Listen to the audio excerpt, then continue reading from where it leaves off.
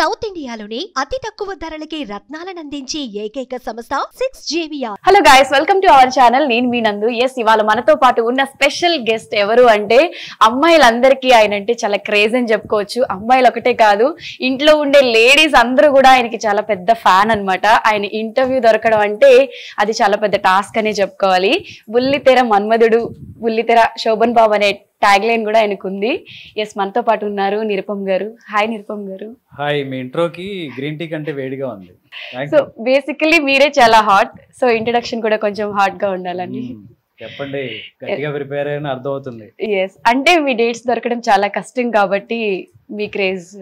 అంటే డేట్స్ దొరకటం కష్టం అని కాదు, కానీ జనరల్గా నాకు ఇంటర్వ్యూస్ అంటే మనం ఏమంత సాధించేసామని ఇంటర్వ్యూలు ఇస్తామనే ఫీలింగ్ ఉంటుంది. అందుకని గౌకుని ఇంటర్వ్యూ అనగానే నేను మీరు ఈ మాట చెప్పకూడదు. రీసెంట్ గా ఒక పార్టీకి వెళ్తే పబ్స్ లో కార్తీక దీపం సాంగ్ అండ్ మూవీస్ లో కానివ్వండి, ఏది యూజ్ చేయాలన్నా సీరియల్స్ నుంచి ది బెస్ట్ అంటే కార్తీక దీపం అనే ట్యాగ్ లైన్ తీసేసుకున్నారు. జై బాలయ్య తర్వాత ఎక్కువ వినపడేది కార్తీక దీపం. సో ఎలా అనిపిస్తుంది ఆ క్రేజ్? సీజన్ 2 కూడా స్టార్ట్ అయిపోయింది.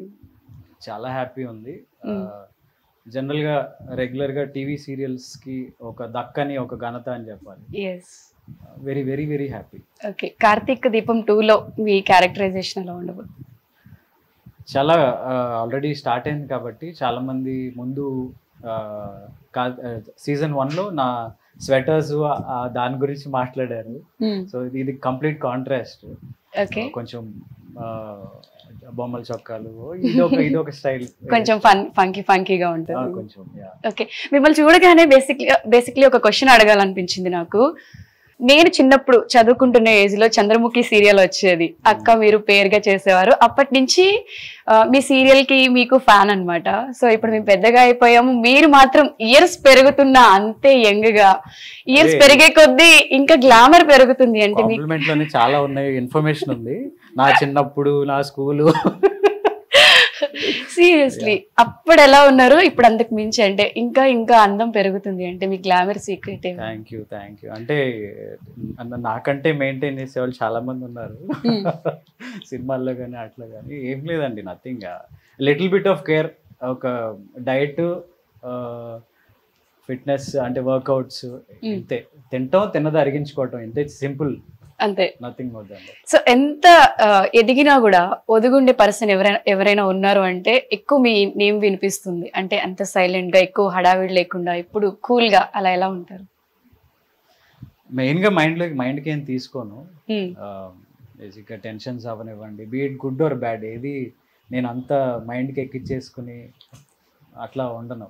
వాట్ నెక్స్ట్ అనే టైప్లోనే ఉంటాను. స్మాల్ స్క్రీన్ లో మొత్తం మీ జెండా పాతిస్తారు. సో మీ బిగ్ స్క్రీన్ లో మిమ్మల్ని హీరోగా చూసే ఛాన్సెస్ ఉన్నాయా? ఏమో, అంటే నాకు ఆ కోరిక అదే అయితే ఉంది. అండ్ కథలు వింటున్నాను కొన్ని, అందులో సూటబుల్ ఉండాలి అండ్ అవి మెటీరియలైజ్ అవ్వాలి. అన్ని కొంచెం టైం ప్రాసెస్, మేబీ. అంటే ఇట్స్ ఇన్ ప్రాసెస్. త్వరలో చూడొచ్చు, ఎక్స్పెక్ట్ చేయొచ్చు. Everything goes good.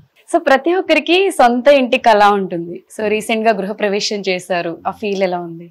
చిన్న కరెక్షన్ ఏంటంటే, అఫ్కోర్స్ మీరు అన్నది దాంట్లో రాంగ్ కాదు, కానీ సొంత ఇల్లే, కానీ అది మా అత్తయ్య మామయ్య వాళ్ళ కోసం యాక్చువల్లీ తీసుకున్నాము.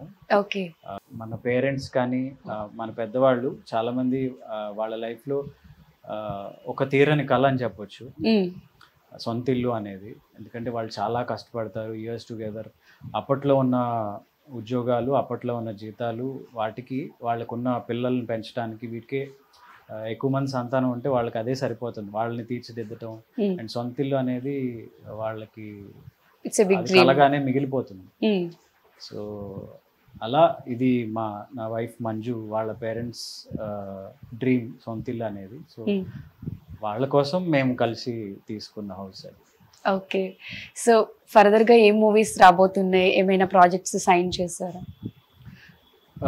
వెబ్ సిరీస్ ఒకటి ఇదిలో ఉంది, అండ్ వెబ్ మూవీ ఒకటి.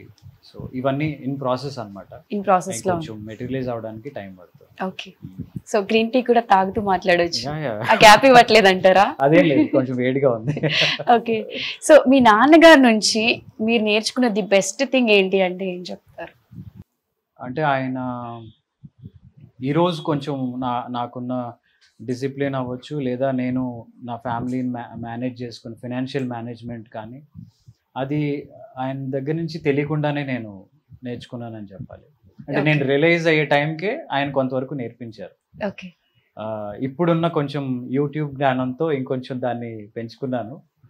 సో అంటే ఆయన writings is a great inspiration. Okay. ఆయనలా రాయాలి అని నాకు చాలా కోరిక ఉంటుంది. బట్ నేను as an actor I'm busy కాబట్టి రైటింగ్ సైడ్ కొంచెం తక్కువ. బట్ ఆయనలా రాయాలి అనేది, ఆయన రాయలేను ఫస్ట్ పాయింట్, బట్ ఆయనలా రాయగలగాలి అనేది నాకు అదొక దట్స్. ట్రై చేశారా ఏమైనా ఇప్పటి వరకు? నేను అడపదడప రాస్తుంటాను. నెక్స్ట్ నువ్వే అనే మూవీకి యాక్చువల్ డైలాగ్స్ రాశాను అప్పుడు. ఓకే. బట్ ఆ కెరీర్ ఆ యాంగిల్లో నేను ఎప్పుడు కంటిన్యూ చేయలే.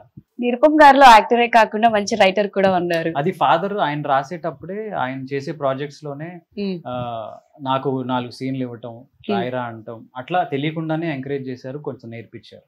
సుమన్ టీవీలో మీ పర్సనల్ అండ్ బిజినెస్ ప్రమోషన్స్ కోసం కింది నెంబర్కి కాంటాక్ట్ చేయండి.